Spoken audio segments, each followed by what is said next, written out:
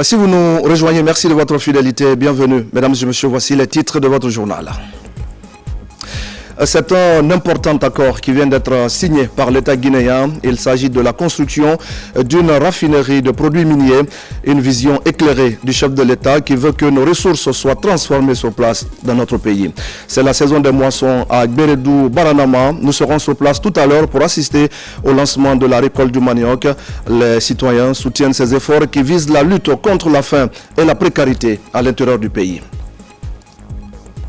Religion enfin, avec le lancement de l'année jubilaire 2025, c'est Monseigneur Vincent Koulibaly qui donne le ton devant de nombreux fidèles chrétiens. Le rendez-vous est marqué par une procession qui regroupe plusieurs paroisses de la capitale. Voilà pour le sommaire. Bonsoir à tous. Le ministre directeur de cabinet de la présidence, président du comité stratégique de Simandou et président de l'accord cadre sino-guinéen a présidé la cérémonie de signature de l'accord de mise en œuvre de la convention de base de la société SPIC. C'est pour la construction, je le disais, d'une raffinerie de transformation des produits miniers en Guinée.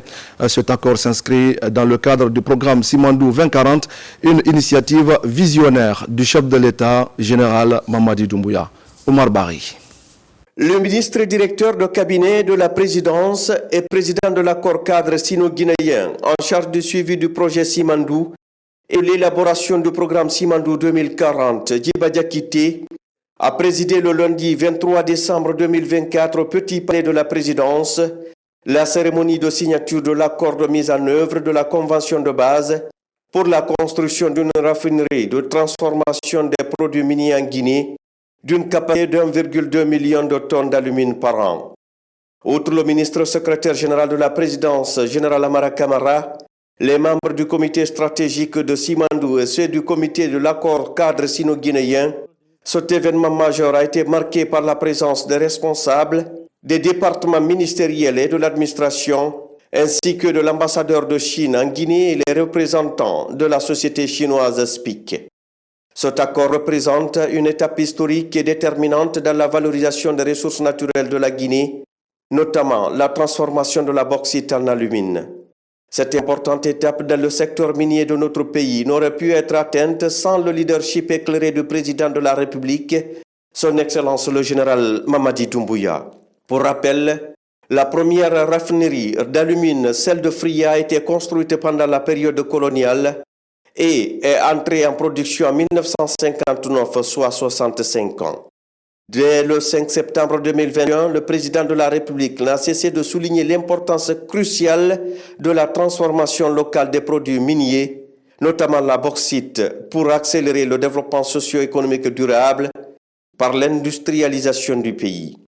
C'est dans cette optique justement que le chef de l'État a réuni toutes les entreprises minières qui ont une convention de construction de raffinerie le 8 avril 2022 pour leur exiger de lui soumettre un plan de mise en œuvre de leurs engagements. Il a ainsi martelé que la Guinée ne doit pas seulement être un fournisseur de matières premières brutes, mais elle doit devenir un véritable pôle industriel capable de transformer ses ressources minières sur place. Vous avez signé bien sûr des conventions d'établissement avec le gouvernement guinéen. Ces conventions contiennent de part et d'autre des engagements et des obligations.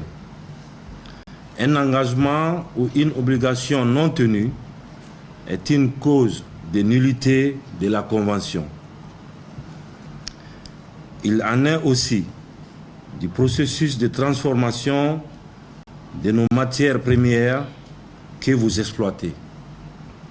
Désormais, leur transformation sur place devient incontournable. Le gouvernement prendra toutes ses responsabilités afin de faciliter la mise en œuvre des usines de raffinerie en République de Guinée. L'État jouera tout son rôle afin de créer les conditions de développement d'un corridor de prospérité. Ce projet de raffinerie s'aligne parfaitement avec la vision Simandou 2040, qui est un programme hautement stratégique de développement durable de la Guinée pour les 15 prochaines années, visant à exploiter de manière optimale les richesses minières du pays en mettant l'accent sur la création de plus de chaînes de valeur pour le pays, en transformant la bauxite en alumine sur place, au lieu de simplement continuer l'exportation de la bauxite brute. L'accord signé le 23 décembre 2024 entre la société chinoise SPIC, Pawa Investment Corporation et l'État guinéen marque une avancée significative dans la mise en œuvre de cette vision. La cérémonie a également été l'occasion de rappeler les excellentes relations entre les peuples guinéens et chinois. Cette signature est le fruit de la coopération de longue date entre les deux nations. La visite officielle de son Excellence le général Mamadi Doumbouya en Chine en septembre 2024 et les entretiens qu'il a eus avec son homologue Xi Jinping ont permis la réalisation de cet important projet, tout en renforçant et posant les bases pour hisser les relations économiques entre les deux pays au même niveau que les relations politiques et diplomatiques. L'ambassadeur de Chine en Guinée a exprimé sa satisfaction de voir les relations entre les deux pays se consolider à travers des projets d'envergure comme celui-ci, un signe du renforcement de la coopération stratégique sino-guinéenne. Aujourd'hui, je suis très content de voir que la société SPIC signe une convention minière avec le gouvernement guinéen. J'espère que de plus en plus d'entreprises chinoises pourront s'impliquer dans le projet de la construction de raffineries. La signature de cet accord représente bien plus qu'un engagement contractuel. C'est un projet structurant pour l'avenir économique de la Guinée qui devrait créer des milliers d'emplois et générer des retombées économiques importantes. Le PDG de SPIC, Liu Fergiu, a d'ailleurs exprimé la volonté de son entreprise de respecter pleinement ses engagements et de travailler étroitement avec le gouvernement guinéen pour assurer la réussite du projet.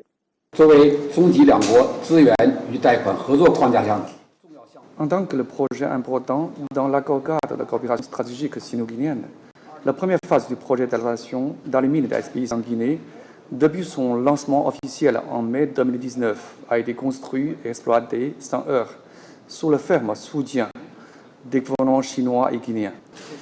La signature de cet accord de mise en œuvre du projet d'alumine est sans doute une autre preuve solide de l'adhésion de SPIC-API à une performance honnête et de sa contribution active à la mise en œuvre des contenus pertinents de sa convention minière. Avec un sens élevé de responsabilité et de la mission, nous mettrons activement en œuvre l'important consensus atteint lors de la réunion entre les chefs d'État de Chine et de Guinée au cours du Forum sino-africain cette année.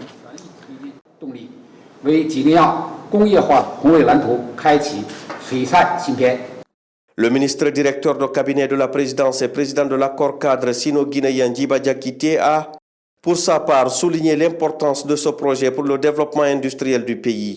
Il a également invité tous les acteurs concernés, tant guinéens que chinois, à travailler de manière concertée pour garantir le succès de ce projet phare, dont les bénéfices impacteront positivement l'économie nationale et le quotidien des Guinéens. Pour le ministre Djiba Diakité, l'objectif est de poser les bases d'un développement solide à court, moyen et long terme en tirant profit des ressources minières du pays. Ce type d'initiative s'inscrit dans la vision du chef de l'État afin de diversifier l'économie et de créer de la valeur ajoutée à partir des ressources naturelles du pays. Nous nous retrouvons aujourd'hui pour encore continuer le travail en synergie, en bonne intelligence, pour que nous arrivons à accompagner SPIC à respecter ses engagements. Il vous souviendra que le 8 avril 2022, le chef de l'État avait invité toutes les compagnies, grandes sociétés minières en République de Guinée qui, dans leur convention de base, avaient des obligations de construction de raffineries, notamment raffineries d'alumine en Guinée. Les impératifs tels que nous allons les signer dans ces documents, également les documents de convention de base de SPIC doivent être respectés en termes de délai, mais en termes d'engagement contractuel aussi de toutes les parties prenantes.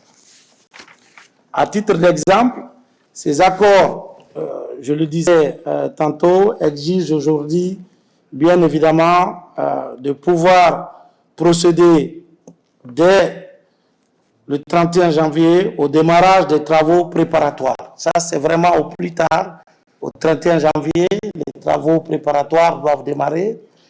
Nous avons mis dans ces accords de façon pragmatique qu'au plus tard, le 31 mars, nous allons procéder au démarrage des travaux et ensuite, de manière, je pense, collégiale, un travail en bonne intelligence nous permettra de pouvoir définir, avec l'accompagnement d'un ingénieur conseil qui sera du côté de l'État, payé par le projet, qui nous permettra de définir les jalons avant la date de fin des travaux qui est fixée pour le 31 décembre 2027.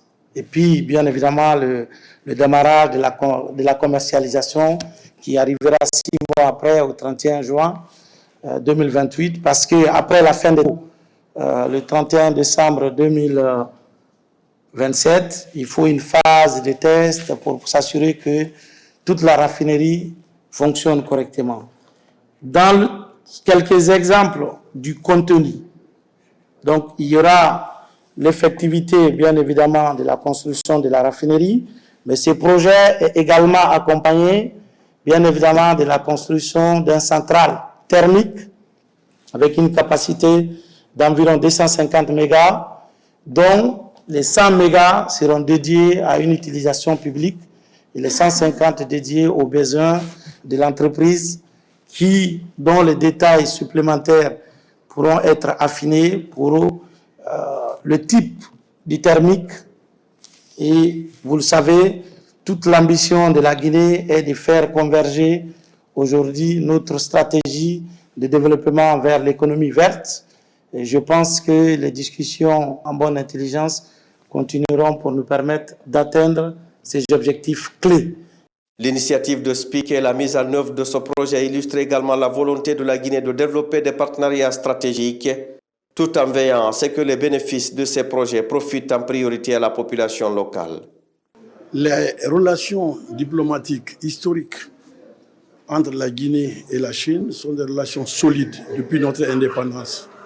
La Chine, c'est un des premiers pays qui ont reconnu la République de Guinée. Et la Guinée et la Chine ont toujours marché main dans la main. Mais cette relation devait être traduite en termes de développement, en termes d'entraide, en termes de coopération. Et aujourd'hui, la signature de cet accord matérialise cette vision du chef de l'État. C'est un jour aujourd'hui pour la signature de cet accord pour la construction de la raffinerie à de Guinée. C'est vraiment la suite logique du forum de FOCAC, forum de coopération sino-africaine. On a organisé une convergence dînatoire qui a convergé toute l'élite entrepreneuriale chinoise en Chine. Aujourd'hui est un jour historique, d'autant plus qu'on montre par la signature de cet acte que c'est possible. Et nous avons eu d'autres partenaires qui nous ont fait croire que ce n'est pas possible ou que c'est très difficile.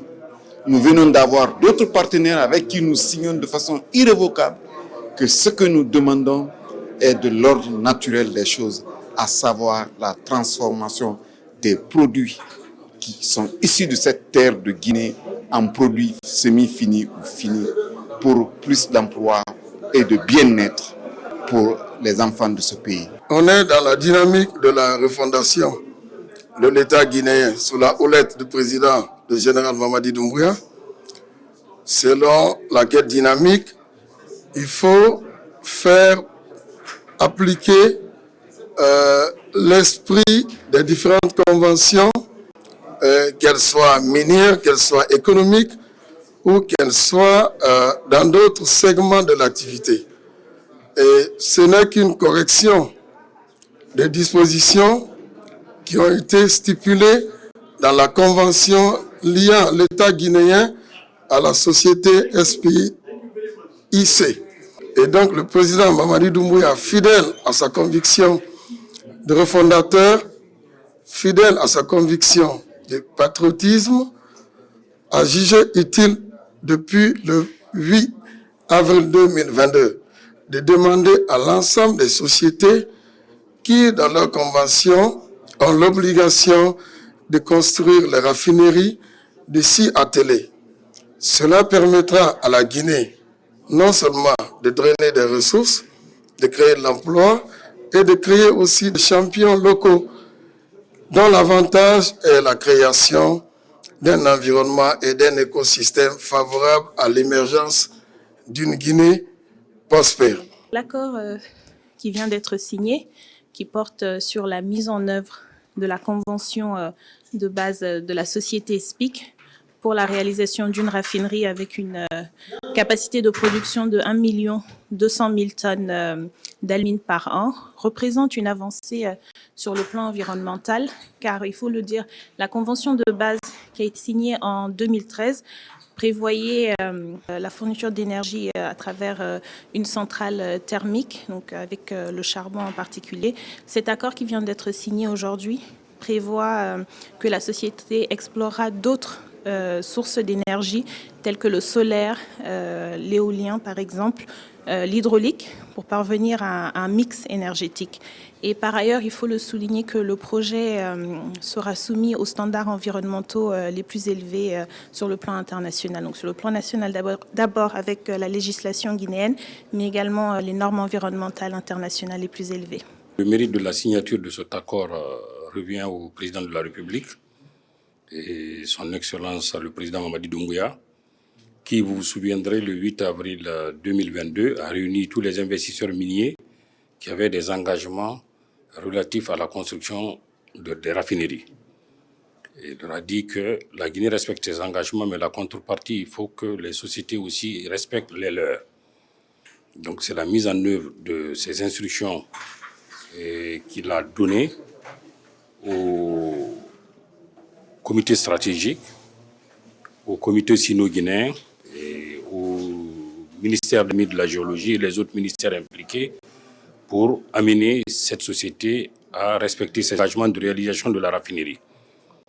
Et l'accord qui est négocié porte substantiellement sur un chronogramme agressif avec un démarrage des travaux préparatoires en janvier 2025, c'est-à-dire le mois prochain, le démarrage effectif des travaux au 31 mars ou plus tard le 31 mars 2025, la fin des travaux prévus au 31 décembre 2027 et avec une mise en service au plus tard le 30 juin 2028.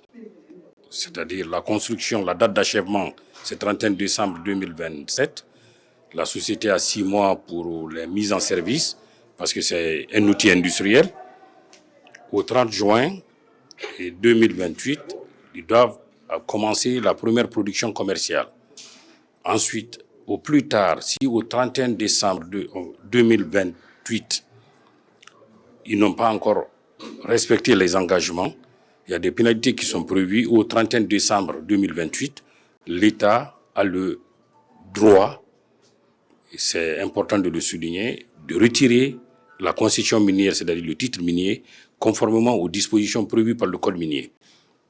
Mais au-delà de ces aspects, il faut quand même retenir qu'il y a eu des gains extrêmement importants dans cet accord, qui est un accord de mise en œuvre de la convention de SPIC signée en septembre 2013.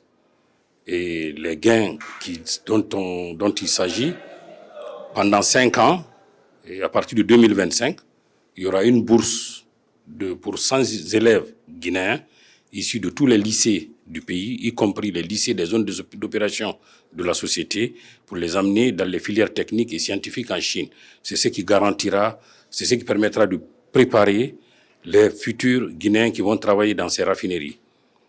En définitive, la cérémonie de signature de cet accord marque un moment clé dans l'histoire économique de la Guinée et témoigne des ambitions de son gouvernement sous le leadership visionnaire de son Excellence le général Mamadi Doumbouya, président de la République, pour transformer ses ressources naturelles en véritable moteur de développement national. Ce projet de raffinerie, à la fois symbole d'innovation et de coopération internationale, ouvrira sans aucun doute la voie à de nombreux autres projets de transformation industrielle dans les années à venir, contribuant ainsi à la réalisation de l'ambitieux programme Simandou 2040. Merci beaucoup à Oumar Barry pour toutes ces explications. Dans le reste de l'actualité, rappelé à Dieu le jeudi 26 décembre, et l'âge Moussa Solano repose désormais au cimetière de Cameroun, ici même à Conakry. Les funérailles ont été précédées ce dimanche par un symposium. Le gouvernement, les parents, les amis et les militants de son parti, le Parti de l'Unité du Progrès, étaient venus lui rendre hommage pour les loyaux services rendus à la nation guinéenne. Amadou Touré. Après la levée du corps ici à l'hôpital de l'Amitié sino-guinéenne, en présence du Premier ministre chef du gouvernement Amadou Oura, la dépouille du regretté Elhadj Moussa Solano est exposée au Palais du Peuple où débuta ses témoignages pour les derniers hommages rendus à celui qui fut membre fondateur du Parti de l'Unité et du Progrès PIP avant d'en être son président. Dieu a donné, Dieu a repris. À lui, nous appartenons. La douleur du deuil est certes immense, mais la mobilisation des autorités administratives et politiques, des militantes et militants et sympathisants, aux côtés de la famille politique et biologique, est un témoignage apaisant nos cœurs, sécher nos larmes. Cet homme politique fut également et surtout un grand administrateur innovateur à l'origine de plusieurs réformes dans le cadre de la modernisation de l'administration du territoire et de la sécurité. Avec le sentiment du devoir accompli dans l'intérêt supérieur de la nation guinéenne, ton parcours professionnel fut à tout point de vue une réussite qui doit dorénavant être une source d'inspiration pour tes enfants, mais également pour toute la jeunesse guinéenne. Ton nom restera à jamais lié à l'administration du territoire. Tu as pleinement accompli ta mission sur terre, repose en paix. Au nom du président de la République, le général d'armée Mamadi Doumbouya, au nom de monsieur le Premier ministre chef du gouvernement et à mon nom propre, c'est le lieu pour moi de vous adresser nos condoléances les plus émues. Pour un homme comme pour un peuple, la joie et la douleur sont alternatives. Aujourd'hui, nous ressentons tous la douleur de la perte cruelle de notre frère, le ministre Moussa Solano.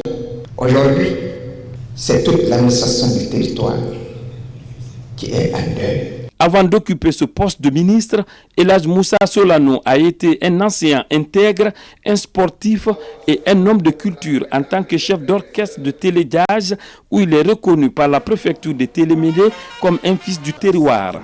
Ces différentes casquettes ne lui ont pas empêché surtout d'assumer ses devoirs de père exemplaire pour ses 6 enfants, dont une fille. De voir un tel hommage rendu à notre père dans ce cadre prestigieux et inestimable.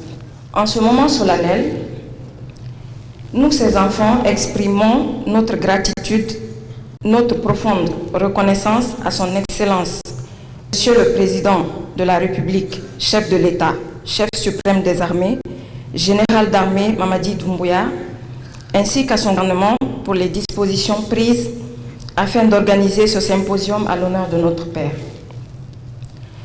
Cette attention particulière illustre l'engagement de notre nation envers ses filles et ses fils qui ont consacré leur vie au service de notre pays. Nous lui devons l'initiative et l'appui pour la reconstruction du bloc administratif qui avait été détruit par les rebelles et qui fait aujourd'hui la fierté de la préfecture de Guédou. Nous lui reconnaissons aussi les initiatives de réconciliation au-delà des frontières entre les 3 communautés qui sont la Guinée, la Sierra Leone et le Libéria. Membre du gouvernement, ancien Premier ministre et autres hauts cadres des gouvernements précédents, militants et sympathisants du Parti de l'Unité et du Progrès, parents et amis du défunt faisaient un monde pour rendre ce dernier hommage à ce commis de l'État connu et reconnu par sa transversalité. Ces recueillements ont été suivis par des prières funèbres à la grande mosquée de Conakry avant l'inhumation au cimetière Cameroun. Que son âme repose en paix. Amen. Dans l'actualité encore, à Mamou, des acteurs locaux des 4 régions naturelles du pays sortent d'une formation de 2 jours. Les séances sont portées essentiellement sur la démultiplication des modules de formation axés sur le développement des collectivités locales, des thèmes déjà développés par le Centre de formation et de perfectionnement des cadres et élus locaux qui a bénéficié d'un appui financier de la Banque mondiale à travers l'ANAFIC et le gouvernement guinéen. Mamadou Paté Baldé. Depuis le début de l'année 2024, le centre de Sérédou a développé plusieurs modules de formation destinés aux administrateurs territoriaux du pays. Pour cette phase de démultiplication, appuyée par la Banque mondiale sur le financement de l'ANAFIC, le centre de Sérédou mise sur plusieurs acteurs locaux du pays. Cette démultiplication, c'est juste auprès, n'est-ce pas, des collectivités. Voilà la meilleure formation. Parce qu'une fois que les formations sont faites auprès des collectivités, c'est qu'il y a le suivi qui accompagne.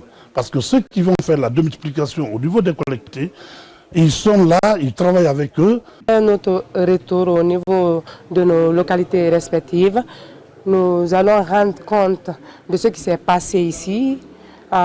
D'abord à nos antennes régionales qui nous ont été identifiées et aussi à nos collectivités respectives. En cette phase de refondation de notre État, le gouvernement de la transition exhorte tous les acteurs locaux du pays à retrousser les manches pour améliorer les conditions de vie des citoyens de ces localités. C'est une formation qui va effectivement dans le but que la Guinée maintenant quitte presque dans les rumeurs, mais que tout ce qui est à faire passer, nous passons par des messages qui sont harmonisés et par un mécanisme aussi harmonisé. Durant ces 2 jours de formation, plusieurs thèmes ont été développés par les formateurs pour permettre à ces acteurs de terrain de vulgariser les connaissances acquises auprès de leur communauté. Et voilà qui nous amène à parler de la lutte contre les mutilations génitales féminines. Les populations de la commune rurale de Popodara, dans la préfecture de l'Abbé, et celle de Pilimini, en Koubia, décident de bannir l'excision et le mariage des enfants. Les femmes qui pratiquent ces mutilations viennent de déposer les couteaux devant les autorités et les partenaires techniques et financiers. Sarafdine Diallo et son Assagnon. C'est un projet d'habilitation communautaire et sectorielle pour l'élimination de la violence basée sur le genre et les pratiques néfastes, en particulier les MGF et le mariage des enfants. À travers les droits humains, des approches innovantes, l'objectif est d'amener les communautés à réagir contre ces violences. 200 causeries éducatives ont été réalisées pour promouvoir l'abandon des MGF, mariage d'enfants, excision et autres pratiques sociales néfastes. 50 familles modèles ont été identifiées et renforcées dans les 50 villages touchés pour la promotion de l'abandon des MDF. Nous nous engageons solennellement à l'abandon définitif de la pratique, l'excision et du mariage d'enfants dans nos différents secteurs. Par conséquent, nous nous engageons à mettre en œuvre ce qui suit dans nos différentes communautés. Après avoir déposé les couteaux et s'être engagés dans la lutte contre l'âge précoce, les exciseuses de Popodara sollicitent un accompagnement du gouvernement et des partenaires. Ce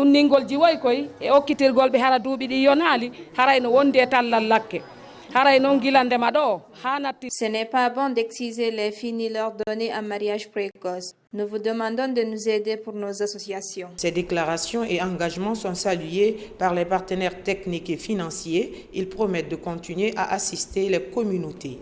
On sait, tout en étant très réaliste, que pour un certain nombre de femmes, notamment les exciseuses, la pratique de l'excision est une source de revenus. Nous faisons en sorte que ces femmes puissent aussi trouver d'autres sources de revenus à travers des activités génératrices de revenus. La mise en œuvre de ce projet pour promouvoir l'abandon des mutilations génitales féminines et les pratiques sociales néfastes a été menée dans 50 villages des communes rurales de Popodara et celle de Pilimini dans la préfecture de Koubia. Mois de décembre, mois des moissons, à Bérédou Baranama, je le disais au sommaire, le monde rural est mobilisé pour lancer officiellement la récolte du manioc. Des grandes réjouissances culturelles ont marqué, vous allez le voir, ce rendez-vous qui vise aussi à encourager la Fédération des producteurs de manioc dans ses efforts de lutte contre la faim et la pauvreté en milieu rural. Yamokaba. À 35 km de Kankan, la commune rurale de Bérédou Baranama, dans ce village de plus de 22 000 habitants, la culture du manioc est le pilier des exploitations agricoles. Aujourd'hui, c'est le grand jour pour lancer officiellement la campagne de récolte. Le domaine est estimé à plus de 200 hectares, valorisé par la Fédération des producteurs de manioc. Une première expérience couronnée de succès. Nous avons tous ces domaines pareils. Comme c'est l'union qui fait la force, on était obligé de conjuguer le même verbe pour le rayonnement de cette culture, notre identité. La fédération est encadrée par un spécialiste. Le conseiller agricole Laïba Condé affiche ses ambitions pour répondre aux multiples enjeux de la souveraineté alimentaire. La porte ouverte à tout le monde, c'est moi qui ai initié. J'ai fait plus de 8 mois sur ce travail. J'ai fait la mensuration de tous ces champs. J'ai créé 44 groupements. J'ai créé 10 unions et faire maintenant en fédération. J'ai fait la mensuration de tous ces champs-là. L'avenir s'annonce promoteur pour la Fédération des producteurs de manioc. Avec l'implication de son conseiller agricole, elle cherche à investir dans la recherche agronomique pour améliorer les rendements à l'hectare et garantir des récoltes plus abondantes à chaque cycle.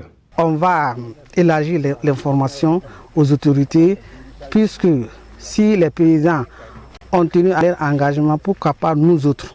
Pour le moment, le manque d'unité de transformation et l'ouverture des marchés pour la révalorisation du manioc restent des grands défis à relever.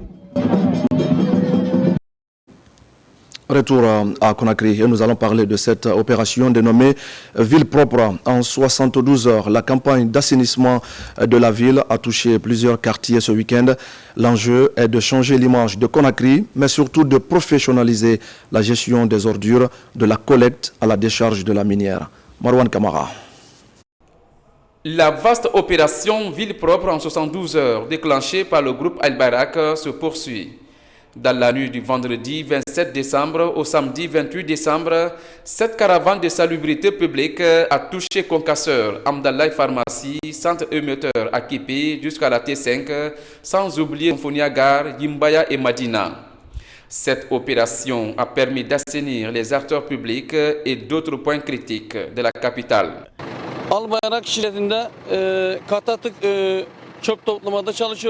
Nous avons actuellement sur le tronçon 5 tractopelles avec 10 camions Actros, des bennes qui sont ouvertes, des bennes, et 13 camions, des bennes tasseuses qui font le tour de la ville et 50 travailleurs qui sont en train de se battre pour rendre la ville propre. Ce dispositif mis en place permet de ramasser les ordures avec les va-et-vient des camions bennes. Les premiers effets de l'opération Conakry Ville propre se font sentir. Dans les quartiers sillonnés, les artères publiques sont assainis. Cette fois-ci, l'objectif est de pérenniser cet acquis et maintenir la ville propre à l'approche de la fête, conformément à la vision du chef de l'État, le président de la République, qui a d'ailleurs déjà donné les instructions fermes à Al-Bayrak d'acquérir des équipements qui vont bientôt arriver pour renforcer la capacité logistique afin de maintenir la ville propre et de pérenniser la sécurité publique de la ville de Conakry. Donc nous sommes dans cette lancée de maintenir la ville propre et c'est pourquoi nous travaillons H24. À ce jour, on déjà transporté, rien que ce mois-là, 25 000 tonnes d'ordures.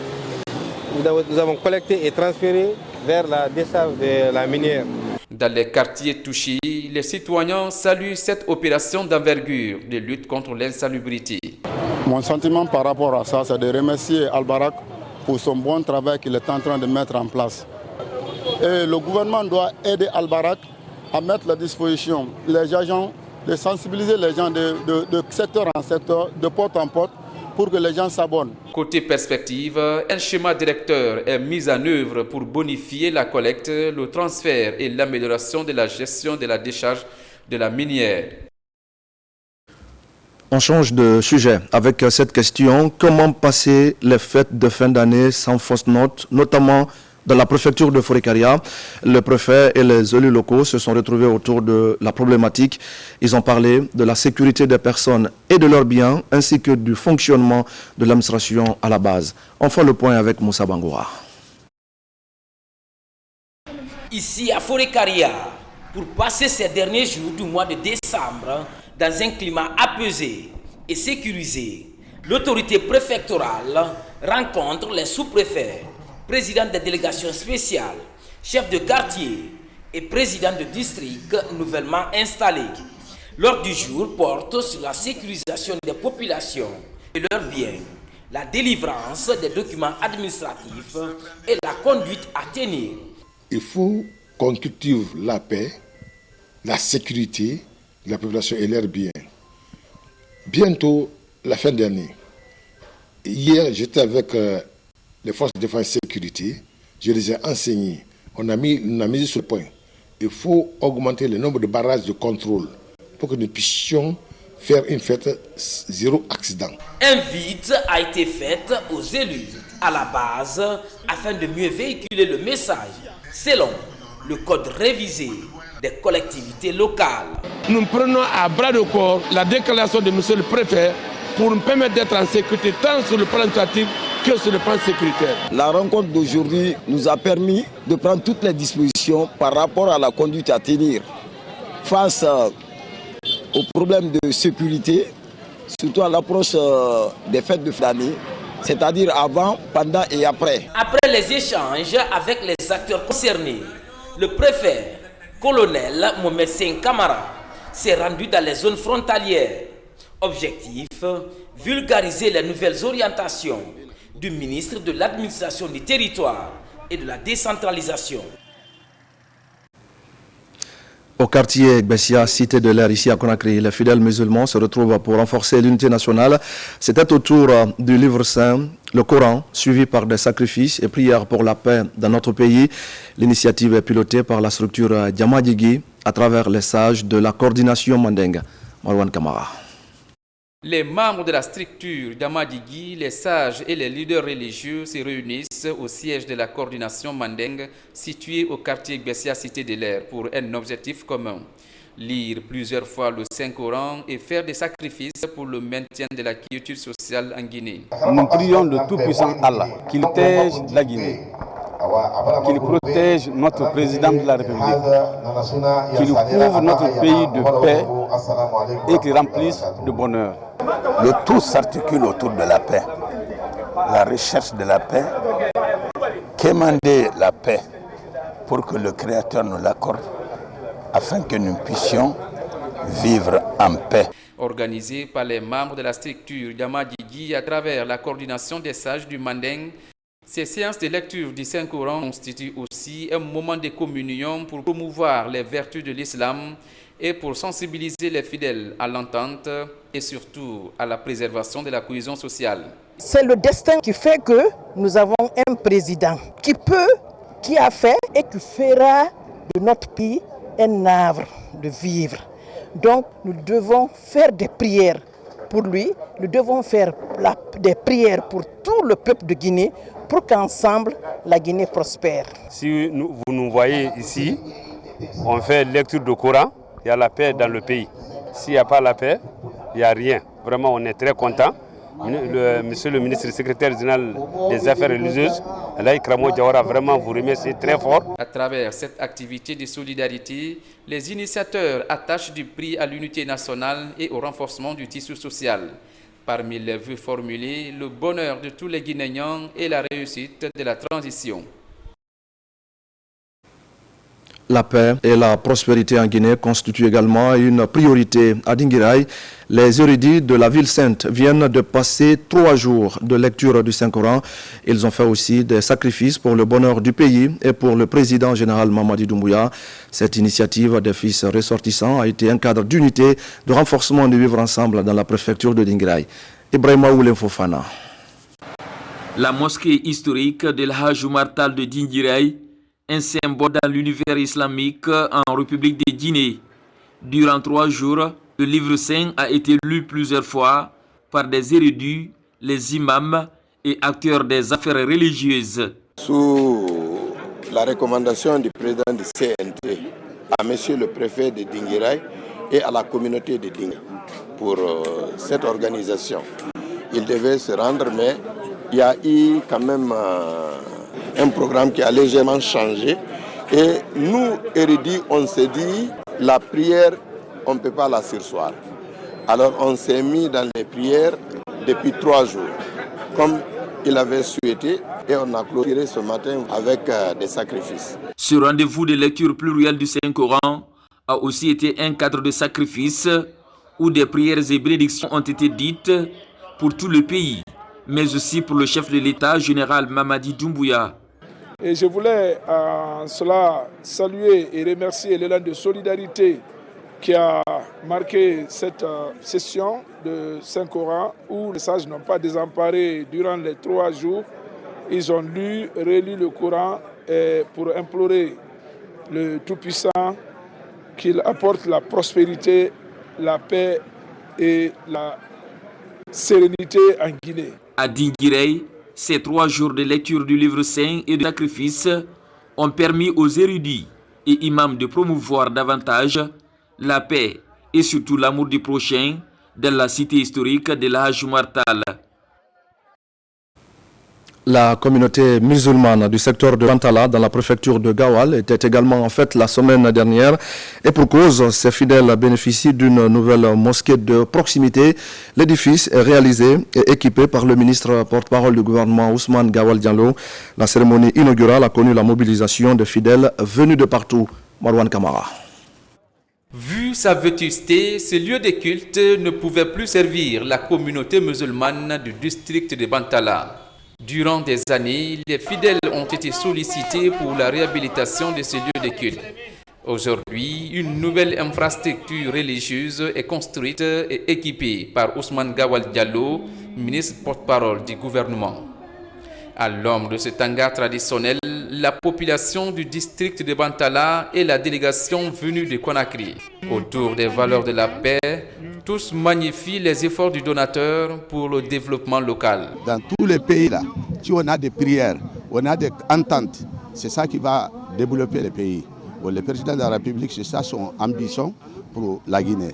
Bon, Ousmane Gawal aussi, le ministre qui a fait beau cadeau là pour les populations de Bantama, on est très content par rapport à ça. Dans un premier temps, l'œuvre qu'il a d'abord accomplie à ma présence, c'était l'achèvement de la maison des jeunes. Ensuite, le stade préfectoral que j'ai trouvé, pas de mire. Aujourd'hui, le stade est dans l'enclos. Et ici, et à Koundara, il a envoyé les chambres. C'est grâce à lui qu'il a soit remercié. La réalisation de cet édifice religieux facilitera l'adoration de Dieu. Il a par la suite été inauguré des prières de vendredi. C'est un bon geste, un geste qui pourra l'aider et dans la vie et à l'au-delà.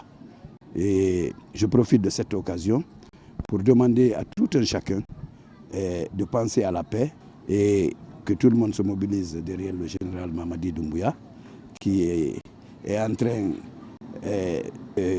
d'investir dans tous les villages. Il a pensé à tout un chacun, à tout citoyen, des villes au village pendant les 3 ans. Donc je demande aux gens de le soutenir pour qu'il puisse gouverner bien le pays dans la paix et dans la sécurité. Bantala est un secteur relevant de la sous-préfecture de Koncitel, préfecture de Gawal. À travers des prières et bénédictions, les ressortissants et résidents comptent accompagner les initiatives de développement entreprises par les autorités. Et puis des cadeaux et autres jouets pour les enfants de la Cité de l'Air dans la commune de Bessia. L'initiative vient d'une association de jeunes de la place en collaboration avec les autorités communales de Bessia. C'était à l'occasion de la célébration de Noël et avec pour objectif essentiel de donner du sourire aux tout petits. Le point avec Moussa Bangoura. La fête de Noël est célébrée partout en Guinée. Dans la capitale Conakry, à la Cité de l'Air, commune de Bessia, des jouets et plusieurs autres cadeaux ont été distribués aux enfants. Une manière de donner le sourire aux tout petits en cette fête de Noël qui commémore la naissance de Jésus-Christ. Soutenir les enfants parce que c'est une fête. Nous sommes là pour offrir des cadeaux aux enfants pour qu'ils retrouvent la joie comme tous les autres Guinéens. L'initiative est du mouvement d'Orborea en collaboration avec les autorités communales de Bessia. Parmi ces cadeaux, un lot important de cahiers pour faciliter l'apprentissage des enfants. Nous les enfants, nous sommes très contents. Ce soir, une centaine d'enfants qui ont reçu des cadeaux de Noël. Nous sommes animés d'une grande joie. Ces enfants illuminent à tout moment nos maisons. Si aujourd'hui, cette journée est dédiée uniquement pour ces enfants, nous ne pouvons que les accompagner, les soutenir également. Partenaires, initiateurs et autorités locales s'engagent à tous les niveaux à accompagner ces enfants de la célébration de Noël jusqu'en fin d'année pour promouvoir leur épanouissement. Merci à Moussa Bangoura. Et c'est dans ce contexte, justement, je le disais au sommaire, que l'archevêque métropolitain de Conakry a ouvert ce dimanche l'année jubilaire 2025. La cérémonie a débuté par une procession qui est partie de l'archevêché pour la cathédrale Sainte-Marie de Conakry. Toutes les paroisses de la capitale et le clergé étaient représentés. Marie-Angélique Bangoura, Antoine Makolé et Robert Bangoura.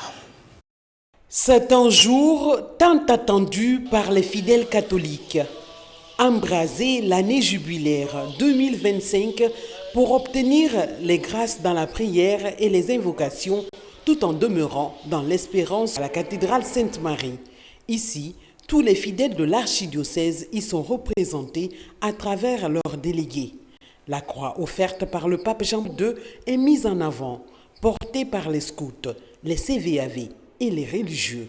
Ceci représente la communion fraternelle de tous les fidèles pour immortaliser ce jubilé 2025. Elle restera près de l'autel toute cette année jubilaire pour être vénérée par tous les baptisés. C'est la croix qui nous sauve. Elle restera ici, placée à côté de l'autel de la cathédrale, pour être vénérée par tous ceux qui viendront en pèlerinage. J'ai fait le jubilé l'an 2000. J'étais très contente que 2025, j'ai remercié le Seigneur qui m'a trouvé en vie pour le jubilé 2025. Donc je suis vraiment prête à le vivre exactement comme le demande le prêtre, comme le demande l'archevêque. Les fidèles arrivent au porche de la cathédrale pour un nouveau jubilé. Événement au cours duquel la porte sainte est ouverte pour une nouvelle expérience spirituelle. L'archevêque métropolitain exerce le rituel d'ouverture du jubilé tout en utilisant la croix du Christ pour l'ouvrir. Dès lors, tous les fidèles pourront désormais franchir le seuil de la porte et se considérer pèlerins. Il n'est pas donné à tout le monde de prendre part à un jubilé. En effet, c'est tous les 25 ans qu'on procède à ce rituel fort de sens. Et nous rendons grâce à Dieu d'avoir pris part à ce jubilé de 2025. Tout chrétien doit comprendre que le jubilé, c'est l'année de grâce. Et puisque c'est l'année de grâce, je demande pour notre diocèse et pour spécialement notre paroisse en construction, beaucoup de grâce. En ce jour mémorable, Monseigneur Vincent Koulibaly est entouré d'une cinquantaine de religieux et religieuses et également des fidèles des paroisses de l'archidiocèse de Conakry. À partir de ce jour, tous les fidèles sont invités à effectuer leur pèlerinage de l'Espérance à la cathédrale Sainte-Marie de Conakry, à la paroisse Christois de Kindia, à la paroisse Notre-Dame de l'Abbé et dans la cour de l'archevêché. Ce jubilé souligne l'importance de garder confiance en l'avenir, même dans les moments difficiles. Et voilà, mesdames et messieurs, c'est la fin de ce journal. Merci à tous de l'avoir suivi. À l'orée de la nouvelle année, je formule le vœu que vos résolutions, des plus connues aux plus intimes, se concrétisent en 2025. Que la paix et la prospérité soient notre partage à tous. Je vous retrouve donc l'année prochaine pour d'autres actualités de la Guinée, notre paradis, terre de richesse et d'innovation.